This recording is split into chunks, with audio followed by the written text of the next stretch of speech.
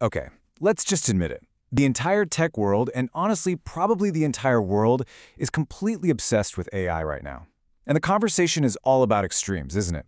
On one side, you've got these massive promises of a utopian future, and on the other, just deep, deep skepticism about it all being one giant financial bubble. So, what's the real story here? Are we on the brink of a revolution that's going to change everything? Or is this just another classic tech bubble, all hype and no substance, just waiting to burst? Well, to figure this out, we're not just going to throw opinions around. Instead, we're going to dig into a really sharp analysis from a longtime tech expert, Benedict Evans, called AI Eats the World. It really helps cut through the noise.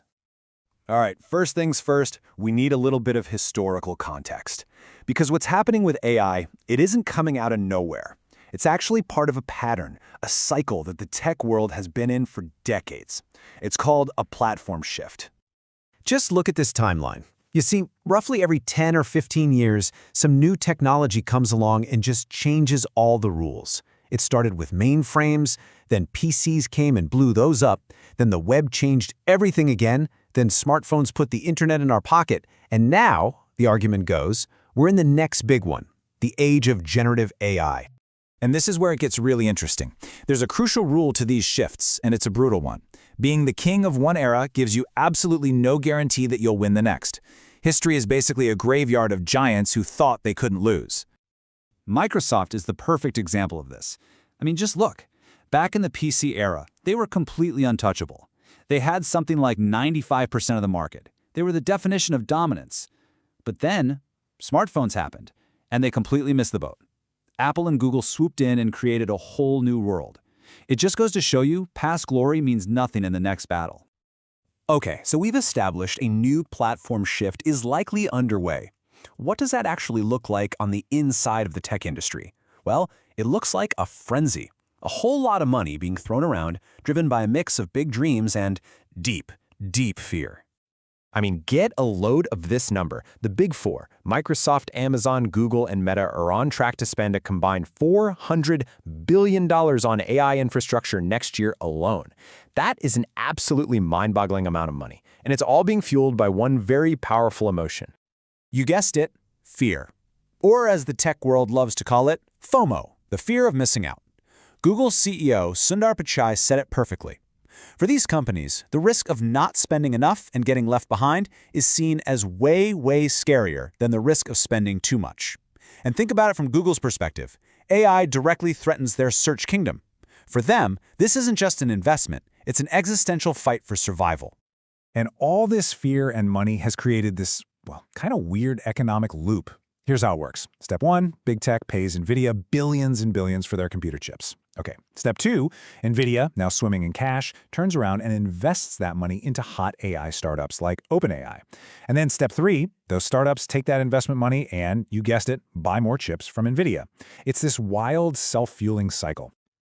So you see, this isn't your standard investment boom. It's more like a massive, high-stakes poker game. Everyone's pushing all their chips into the middle of the table, not just because they think they can win, but because they are terrified of being the one left with nothing when the final cards are dealt.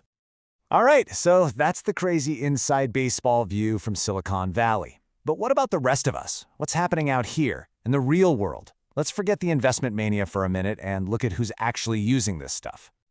Before we look at the data, we need to understand a really important concept: commoditization.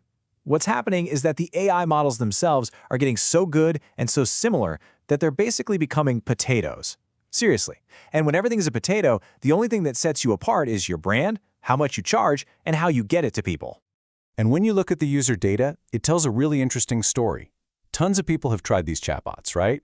Monthly use is pretty high, a lot of curiosity. But, and this is a big but, when you look at the people who use it every single day, who've truly woven it into their lives, that number just craters to less than 10%. For most people, it's still a cool toy, not a daily tool.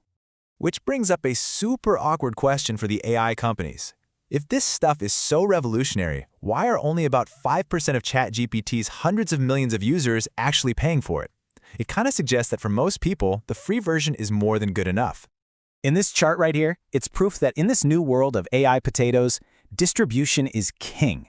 The quality of the models from OpenAI's ChatGPT and Anthropic's Claude is pretty comparable. They're both really good. But look at that usage gap. ChatGPT is crushing it, not because its tech is light years ahead, but because they were first, they got the name recognition, they built the brand. They won the distribution game. And this is a huge, huge difference from past platform shifts like social media. There are no network effects. Remember Facebook? You were on it because your friends were on it. That's a network effect. It locks you in. But AI doesn't have that. There's nothing stopping you from dropping ChatGPT and using Claude tomorrow. There's zero lock-in, which makes the whole thing much more unstable. Okay, so let's pull all these threads together. Let's get back to our big question. Is this whole AI thing a world-changing revolution, or is it just a bubble? What we're looking at is this bizarre split personality. It's a tale of two completely different realities happening at the same time. You've got the hype engine with its trillion-dollar bets and fear-driven spending, and then you have the reality check with low daily usage, commoditized tech, and no one really being locked into anyone's service. So what's the verdict from this analysis? It's not an either-or. The answer is, it's both.